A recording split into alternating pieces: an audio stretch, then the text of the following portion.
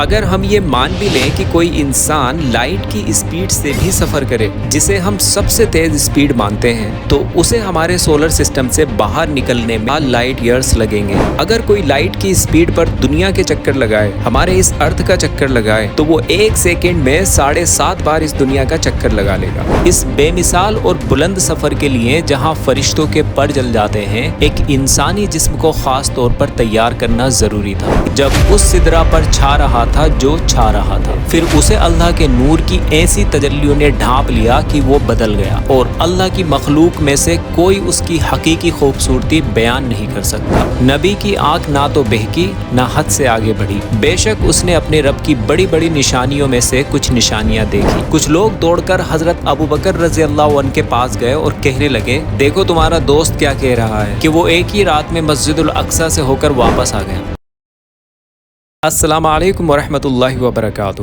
آج کا انسان اپنی عقل اور سائنس کے بلبوتے پر فخر کرتا ہے، اور اسے کرنا بھی چاہیے، کیونکہ اس نے زمین کے کونے کونے کو ناپا، یہ ثابت کیا کہ دنیا گول ہے، سمندر کی گہرائیوں کا پتہ لگایا، اور یہ اندازہ لگایا کہ لگ بھگ 2.2 ملین 22 لاکھ سے زیادہ ایسے جیو ہیں جو پانی کے اندر رہتے ہیں۔ مطلب دنیا کے سارے جیووں کا 80% حصہ پانی میں ہی بسیرا کیے ہوئے ہے۔ انسان صدیوں تک آسمان کی گہرائیوں کو تاکتا رہا، آخر کار اس نے راکٹ بنائے اور چاند پر قدم رکھا، یہاں تک کہ مارس پر اپنی گاڑیاں اور روبرز اتارے۔ ہماری عقل نے ہمیں بہت دور تک پہنچایا، اور آنے والے وقت میں شاید انسان مارس پر یا اس سے بھی دور بھیجا جا سکے۔ مگر ایک سچ یہ بھی ہے کہ انسان چاہے کتنی بھی تیاری کر لے، لیکن اللہ کے بنائے ہوئے اس سولر سسٹم سے باہر نکلنا اس کے بس کی بات نہیں ہے۔ میں ایسا کیوں کہہ رہا ہوں، اس کے پیچھے ایک ریزن ہے۔ ریسرچ کہتی ہے کہ سائنٹسٹ کو ابھی تک پوری طرح نہیں پتا کہ یہ کائنات کن چیزوں سے بنی ہے۔ اس میں 95% حصہ ایسی چیزوں کا ہے جسے ہم ڈارک میٹر اور ڈارک انرجی کہتے ہیں،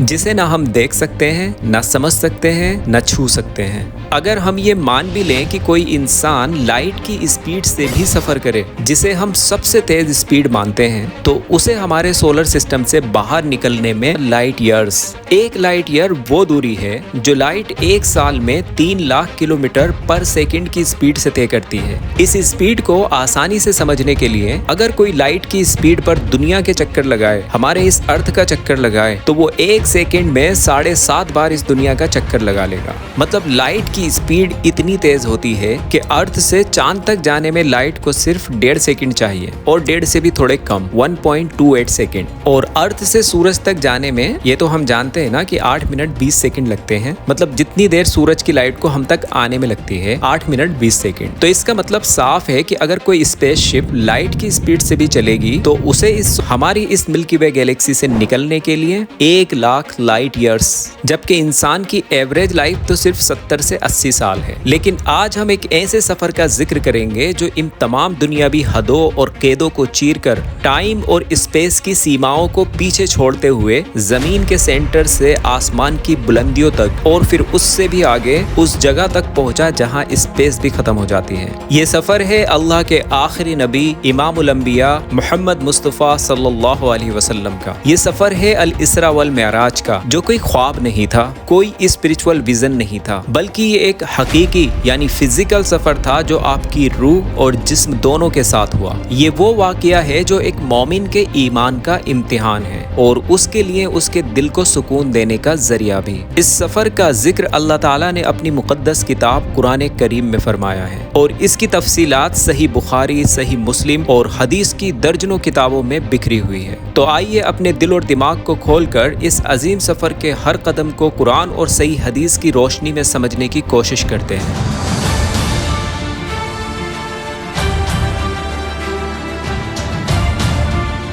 ہر عظیم واقعے کے پیچھے ایک عظیم حکمت ہوتی ہے۔ معراج کے سفر سے کچھ دیر پہلے نبی کریم صلی اللہ علیہ وسلم اپنی زندگی کے سب سے سخت دور سے گزر رہے تھے۔ یہ نبوت کا 10واں یا 11واں سال تھا، جسے غم کا سال کے نام سے یاد کیا جاتا ہے۔ پہلا غم، آپ کے چچا حضرت ابو طالب جو بچپن سے آپ کے سرپرست تھے، جن کی وجہ سے قریش کے مشرک آپ پر ہاتھ ڈالنے سے ڈرتے تھے، اس دنیا سے چلے گئے۔ اس طرح مکہ میں آپ کی ظاہری حفاظت کی آخری ڈھال بھی ٹوٹ گئی۔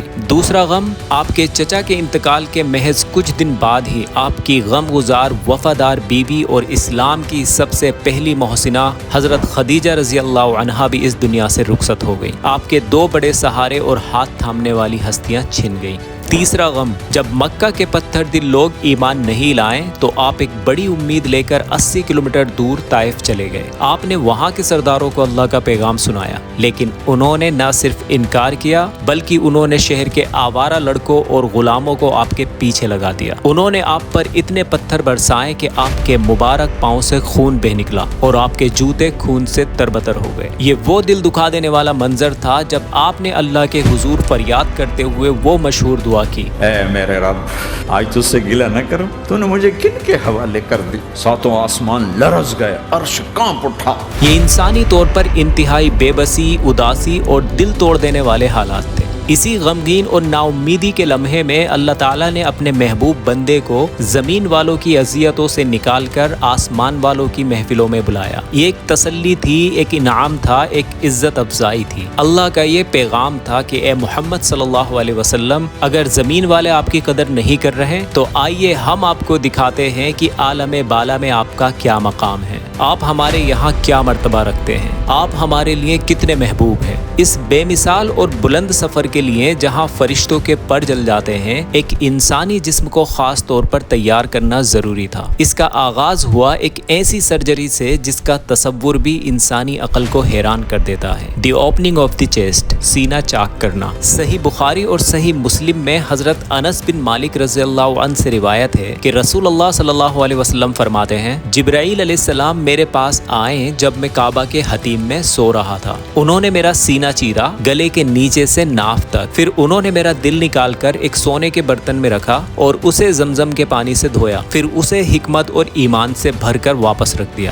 اس کے بعد جبرائیل علیہ السلام ایک سفید جانور براق لائے اور پھر میں اس پر سوار ہو کر بیت المقدس کی طرف روانہ ہوا۔ یہ عمل اس بات کی علامت تھا کہ اس سفر میں جو کچھ بھی دیکھا اور محسوس کیا جانے والا تھا، اس کو برداشت کرنے کے لیے اس مبارک دل کو اللہ کے نور اور حکمت سے بھرا جا رہا تھا۔ تیاری مکمل ہونے کے بعد آسمانی سواری براق لائی گئی۔ یہ لفظ عربک کے ورڈ برق سے نکلا ہے، جس کا مطلب ہے بجلی، یعنی بجلی کی طرح چمکنے والی اور بجلی کسی تیزی رکھنے والی سواری۔ اس کی شان حدیث میں کچھ یوں بیان ہوئی ہے، براق ایک سفید رنگ کی سواری تھی جو گدھے سے بڑی اور کھچر سے چھوٹی تھی۔ اس کا قدم اس جگہ تک پہنچتا جہاں تک اس کی نگاہ پہنچتی۔ بہرحال آپ اس پر سوار ہوئے اور یہ سفر شروع ہوا، مکہ کی مسجد الحرام سے لے کر یروشلم کی مسجد الاقصی تک۔ اللہ تعالیٰ قرآن کریم میں ارشاد فرماتے ہیں، پاک ہے وہ ذات جس نے اپنے بندے محمد صلی اللہ علیہ وسلم کو رات کے ایک حصے میں مسجد الحرام سے مسجد الاقصی تک لے گیا، جس کے آس پاس ہم نے برکتیں رکھی ہیں تاکہ ہم اسے اپنی نعمتیں دکھائیں، بے شک وہی سننے والا اور دیکھنے والا ہے۔ یہاں رات کے ایک حصے میں سے مراد یہ ہے کہ یہ کوئی لمبا چوڑا سفر نہیں تھا، بلکہ اللہ کی قدرت سے پلک جھپکنے میں طے ہو گیا۔ جب آپ صلی اللہ علیہ وسلم مسجد الاقصی پہنچے تو وہاں ایک عجیب اور غیر معمولی منظر تھا۔ حضرت آدم علیہ السلام سے لے کر حضرت عیسیٰ علیہ السلام تک تمام انبیاء اکرام وہاں سب بنا کر کھڑے تھے اور آپ کے پہنچنے کا انتظار کر رہے تھے، جیسے انہیں پہلے ہی اس بات کا علم تھا کہ آج تمام نبیوں کے سردار آ رہے ہیں۔ جبرائیل علیہ السلام نے آپ کا ہاتھ پکڑ کر آپ کو سب سے آگے مصلی پر کھڑا کر دیا اور آپ نے تمام انبیاء اکرام کی امامت کروائی۔ یہ صرف نماز نہیں تھی بلکہ یہ ایک عظیم اعلان تھا۔ تمام انبیاء اور ان کی شریعتیں آپ صلی اللہ علیہ وسلم پر اور آپ کی لائی ہوئی آخری شریعت پر ختم ہو چکی ہیں۔ آپ صلی اللہ علیہ وسلم صرف انسان و جن کے نبی نہیں بلکہ آپ امام الانبیاء ہیں۔ زمینی سفر کے بعد اب آسمانی سفر کا آغاز ہوا۔ آپ صلی اللہ علیہ وسلم جبرائیل علیہ السلام کے ساتھ آسمانوں کی طرف روانہ ہوئے۔ ہر آسمان پر ایک پروٹوکول تھا، ہر دروازے پر پردہ اٹھایا گیا اور آپ کی شان میں پکار ہوئی۔ پہلے آسمان پر انسانیت کے والد حضرت آدم علیہ السلام سے ملاقات ہوئی۔ یہاں آپ صلی اللہ علیہ وسلم نے دیکھا کہ ایک آدمی بیٹھا ہے جس کے دائیں اور بائیں طرف بہت سی روح ہیں۔ جب وہ دائیں دیکھتے تو مسکرا دیتے اور جب وہ بائیں دیکھتے تو رونے لگتے۔ सकते। जिब्राइल अलैहिस्सलाम ने बताया, ये आपके बाप आदम अलैहिस्सलाम हैं, इनके दाईं तरफ जन्नत की रूह है इसलिए वो मुस्कुराते हैं, और बाईं तरफ जहन्नुम वालों की रूह है इसलिए वो रोने लगते हैं।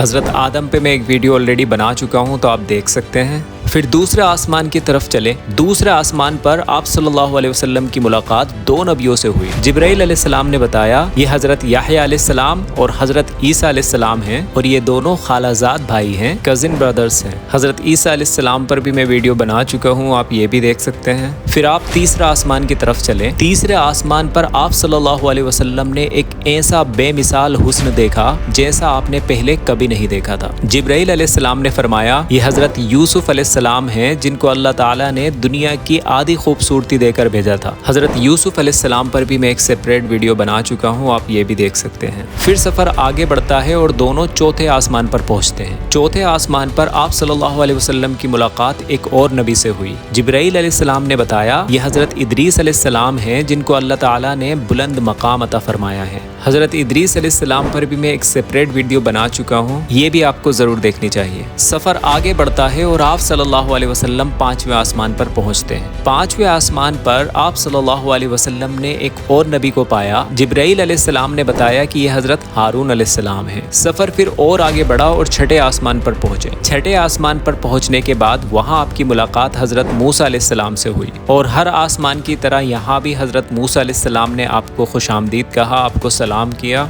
फिर जब आप आगे बढ़ने लगे तो मूसा अलैहिस्सलाम रोने लगे। रिवायत है कि उन्होंने कहा, मैं इसलिए रो रहा हूँ कि जो नबी बाद में भेजे गए, यानी मोहम्मद सल्लल्लाहु अलैहि वसल्लम जो आखिर में भेजे गए, उनकी उम्मत जन्नत में मेरी उम्मत से ज्यादा दाखिल होगी। यहाँ मूसा अलैहिस्सलाम का रोना कोई हसद का नहीं था, बल्कि अपनी उम्मत के लिए शफकत और गैरत का था। मूसा अलैहिस्सलाम अपनी उम्मत से बेपनाह मोहब्बत करते थे, लेकिन अल्लाह ताला ने नबी मोहम्मद सल्लल्लाहु अलैहि वसल्लम की उम्मत को सबसे बड़ी रहमत और फजीलत अता की, तो हमें शुक्र अदा करना चाहिए कि हम आखिरी नबी की उम्मत में हैं। इसके बाद सफर आगे बढ़ा और आप सातवें आसमान पर पहुंचे। सातवें आसमान पर आप सल्लल्लाहु अलैहि वसल्लम ने वो अजीम शख्सियत पाई जिनके लिए अल्लाह ताला ने कुरान में फरमाया, मैंने इब्राहीम अलैहिस्सलाम को अपना दोस्त, अपना खलील बनाया। आप सल्लल्लाहु अलैहि वसल्लम ने देखा कि हजरत इब्राहीम अलैहिस्सलाम बैतुल मामूर जो आसमानों का काबा है उसके साथ टेक लगाकर बैठे हैं। जिब्राइल अलैहिस्सलाम ने बताया कि ये हजरत इब्राहीम अलैहिस्सलाम हैं, इनको सलाम कीजिए। आप सल्लल्लाहु अलैहि वसल्लम ने सलाम किया तो उन्होंने जवाब दिया और आपकी उम्मत के लिए खुशखबरी सुनाई। तो अल्लाह के नबी सातों आसमान पर अलग अलग नबियों से मिले और सबके साथ सलाम दुआ हुई। अब सातवें आसमान के बाद आपको सिदरतुल मुंतहा ले जाया गया। सिदरतुल मुंतहा एक अजीम और नाकाबिले बयान दरख्त है जो आखिरी आसमान पर है। ये वो हद है जहाँ से आगे हर चीज खत्म हो जाती है। इस दरख्त को अल्लाह के नूर और उसकी कुदरत ने इतनी शिद्दत से ढांक लिया था कि कोई भी इंसान उसका हकीकी हाल बयान नहीं कर सकता। वहाँ नबी मोहम्मद सल्लल्लाहु अलैहि वसल्लम ने जिब्राइल अलैहिस्सलाम को उनकी असली सूरत में देखा, जो इतनी रोशन और अजीम थी कि उनके सारे पर चमक रहे थे, जो अंदाजन 600 बताए जाते हैं। कुरान इस अजीम मंजर को कुछ यूं बयान करता है, और बेशक उसने यानी नबी मोहम्मद सल्लल्लाहु अलैहि वसल्लम ने उसे एक और बार देखा, यानी जिब्राइल अलैहिस्सलाम को उनकी असली सूरत में एक और बार देखा सिदरतुल मुंतहा के पास। उसी के पास जन्नतुल मावा है, ये जन्नत का एक दर्जा है। जब उस सिदरा पर छा रहा था जो छा रहा था, यानी अल्लाह का नूर और तजल्ली। नबी की आंख ना तो बहकी ना हद से आगे बढ़ी। बेशक उसने अपने रब की बड़ी बड़ी निशानियों में से कुछ निशानियां देखी। आप सल्लल्लाहु अलैहि वसल्लम फरमाते हैं कि उसके फल मक्का के शहर के बड़े मटकों जैसे थे और उसके पत्ते हाथी के कानों जैसे थे। फिर उसे अल्लाह के नूर की ऐसी तजल्लियों ने ढांप लिया कि वो बदल गया, और अल्लाह की मखलूक में से कोई उसकी हकीकी खूबसूरती बयान नहीं कर सकता। यानी सिदरतुल मुंतहा, वो पेड़, वो दरख्त इतना खूबसूरत लगने लगा कि उसकी खूबसूरती बयान नहीं की जा सकती। ये वो मकाम है जहाँ से आगे फरिश्तों के सरदार जिब्राइल अलैहिस्सलाम भी नहीं जा सकते। यहाँ जिब्रील अमीन रुक गए और अर्ज किया, या रसूल अल्लाह, ये मेरी आखिरी हद है और अगर इससे आगे मैं थोड़ा भी बढ़ा तो जल जाऊंगा। यहाँ से आगे का सफर आपने तन्हा तय किया। आप उस मकाम पर पहुँचे जहाँ अल्लाह ताला ने आपसे डायरेक्ट बातचीत की। अल्लाह ताला ने आपको वो कुर्ब अता फरमाया जिसका जिक्र कुरान ने इन लफ्जों में किया है, फ़कान क़ाब क़ौसैन औ अदना। پھر وہ قریب ہوا اور بہت قریب ہوا تو 2 کمانوں کے برابر یا اس سے بھی کم کا فاصلہ رہ گیا۔ اسی بے مثال ملاقات میں اس امت کو سب سے عظیم تحفہ ملا، نماز۔ پہلے 50 نمازیں فرض ہوئیں۔ واپسی کے راستے پر حضرت موسیٰ علیہ السلام سے ملاقات ہوئی۔ انہوں نے آپ سے پوچھا کہ آپ کو کیا حکم دیا گیا ہے؟ آپ نے بتایا کہ 50 نمازیں۔ حضرت موسیٰ علیہ السلام نے اپنی امت کے تجربے سے کہتے ہوئے فرمایا، آپ کی امت 50 نمازوں کی طاقت نہیں رکھے گی، اللہ کے پاس واپس جائیے اور اس کو تھوڑا کم کرنے کی درخواست کیجیے۔ آپ صلی اللہ علیہ وسلم اللہ کے حضور بار بار حاضر ہوئے اور ریڈکشن کی درخواست کرتے رہے، یہاں تک کہ اللہ تعالیٰ نے اپنی بے انتہا رحمت سے انہیں 5 وقت کی نمازوں تک کم کر دیا، لیکن یہ شرط رکھی کہ ثواب 50 نمازوں کا ہی ملے گا۔ اس سفر میں اللہ تعالیٰ نے آپ کو آنے والے وقت کی جھلک بھی دکھائی، امت کو خوشخبری دینے اور ڈرانے کے لیے جنت اور جہنم کے حقیقی مناظر دکھائیں۔ آپ صلی اللہ علیہ وسلم نے فرمایا کہ آپ نے جہنم میں دیکھا کہ لوگ مردار کھا رہے ہیں۔ پوچھا یہ کون ہے؟ جبرائیل علیہ السلام نے کہا یہ وہ ہیں جو دنیا میں لوگوں کا گوشت کھاتے تھے، یعنی غیبت کرتے تھے۔ تو غیبت کرنا کوئی معمولی گناہ نہیں ہے، بلکہ یہ ایسا ہے جیسے اپنے بھائی کا مردار گوشت کھانا۔ آپ نے آگے دیکھا کہ لوگوں کے پیٹ گھڑوں کی طرح بڑے ہیں اور وہ انہیں گھسیٹ کر لے جا رہے ہیں۔ پوچھا یہ کون ہے؟ جبرائیل علیہ السلام نے کہا یہ سود خور ہیں، یہ سود کے کاروباری ہیں۔ اسی طرح ایسی اور حدیثیں ہیں جن کے حدیث نمبر میں ڈسکرپشن میں ڈال دوں گا، آپ پڑھ سکتے ہیں۔ پھر آپ صلی اللہ علیہ وسلم کو جنت کے مناظر بھی دکھائے گئے۔ آپ نے فرمایا کہ میں جنت میں داخل ہوا تو دیکھا کہ اس میں چمکدار موتیوں کے خیمے ہیں اور دیکھا کہ اس کی مٹی مشک کی طرح خوشبودار ہے۔ پھر آپ نے کہا کہ میں جنت میں چل رہا تھا کہ ایک نہر کے پاس پہنچا جس کے دونوں کنارے کھوکھلے موتیوں کے بنے ہوئے ڈومز تھے۔ میں نے جبرائیل علیہ السلام سے پوچھا یہ کیا ہے؟ انہوں نے کہا یہ وہ کوثر ہے جو آپ کے رب نے آپ کو عطا کی ہے۔ اس نہر کی مٹی تیز خوشبو والی مشک تھی۔ صبح ہونے سے پہلے ہی آپ اللہ کی قدرت سے مکہ واپس آ چکے تھے۔ جب آپ نے صبح اس پورے واقعے کو لوگوں کو بیان کیا تو کفر کا طوفان کھڑا ہو گیا۔ لوگ مذاق اڑانے لگے اور حقیقت کو جادو اور خواب کہہ کر ٹالنے لگے۔ کچھ لوگ دوڑ کر حضرت ابوبکر رضی اللہ عنہ کے پاس گئے اور کہنے لگے دیکھو تمہارا دوست کیا کہہ رہا ہے کہ وہ ایک ہی رات میں مسجد الاقصی سے ہو کر واپس آ گیا۔ اس وقت یہ سفر لگ بھگ 1 مہینے کا ہوتا تھا۔ حضرت ابوبکر رضی اللہ عنہ نے فوراً جواب دیا اگر انہوں نے ایسا کہا ہے تو یہ حق ہے۔ اس فوری اور بے شرط تصدیق کی بدولت ہی انہیں صدیق کا لقب ملا۔ اور اب شروع ہوتے ہیں قریش کے سوالات اور اللہ کی مدد۔ مشرکین مکہ نے سوچا کہ آپ کو جھٹلانے کا اس سے بہتر موقع نہیں ملے گا، اور مکہ والوں کو یہ بھی پتا تھا کہ محمد کبھی بھی یروشلم نہیں گئے تھے۔ وہ لوگ جو پہلے یروشلم جا چکے تھے انہوں نے آپ صلی اللہ علیہ وسلم کا امتحان لینا شروع کر دیا۔ آپ صلی اللہ علیہ وسلم فرماتے ہیں کہ قریش نے مجھے جھٹلانا شروع کیا اور مجھ سے بیت المقدس کے بارے میں ایسی چیزیں پوچھنے لگے جنہیں میں نے یاد نہیں رکھا تھا۔ میں اتنا پریشان ہوا کہ اس سے پہلے کبھی اتنی پریشانی نہیں ہوئی تھی۔ تب اللہ تعالیٰ نے بیت المقدس کو اٹھا کر میرے سامنے رکھ دیا،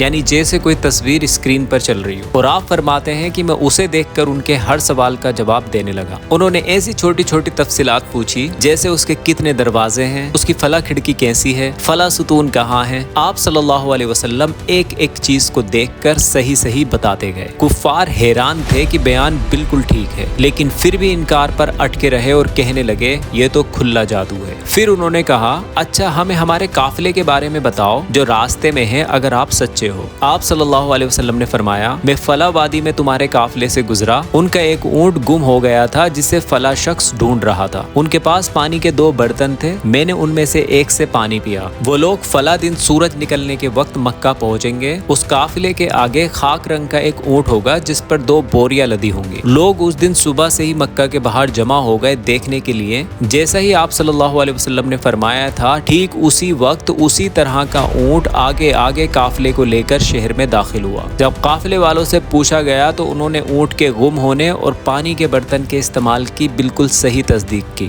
یہ تفسیر ابن کثیر میں ہے۔ اتنی کلیئر اور ساری نشانیوں کے باوجود بھی انہوں نے صرف انکار کیا، اور مشرکین مکہ آپ صلی اللہ علیہ وسلم کو پریشان کرتے رہے، یہاں تک کہ آپ صلی اللہ علیہ وسلم کو مکہ سے ہجرت کرنی پڑی، اپنا گھر چھوڑنا پڑا۔ تو دوستو اسراء والمعراج کا واقعہ صرف ایک تاریخی کہانی یا ایک عجیب و غریب واقعہ نہیں ہے، بلکہ یہ ہر مومن کے لیے ایک زندہ پیغام ہے۔ یہ پیغام ہے نماز کی عظمت کا جو سیدھا عرش الہی سے ملا ہوا تحفہ ہے۔ یہ پیغام ہے نبی صلی اللہ علیہ وسلم کے ہائی اسٹیٹس کا کہ آپ صلی اللہ علیہ وسلم اللہ کے سب سے محبوب ہیں۔ آپ صلی اللہ علیہ وسلم سے محبت اور آپ کی اطاعت ہماری نجات نجات کا ذریعہ ہے۔ یہ پیغام ہے اللہ تعالیٰ کی بے انتہا قدرت کا کہ وہ ہر چیز پر قادر ہے، اس کے لیے کوئی حد نہیں ہے، نہ ٹائم کی نہ اسپیس کی۔ اور یہ پیغام ہے آخرت کی حقیقت کا کہ جنت کی نعمتیں اور جہنم کا عذاب برحق ہے۔ یہ دیکھ کر بھی جس نے عمل نہیں کیا اس کے لیے کوئی عذر نہیں ہے۔ اللہ تعالیٰ سے دعا ہے کہ وہ ہمیں اس واقعے کی گہرائی کو سمجھنے کی توفیق دے، اس کے پیغام کو اپنی زندگی میں اتارنے کی ہمت دے اور ہمیں نمازوں اور روزوں کا پابند بنائے، آمین یا رب العالمین۔ اس ویڈیو میں بتائی گئی سبھی باتیں قرآن اور صحیح حدیث سے لی گئی ہیں۔ اگر اس میں کوئی غلطی ہوئی ہے تو یہ میری کمی ہے۔ اللہ اور اللہ کے رسول کا دین تمام غلطیوں سے پاک ہے۔ Thank you for watching the video.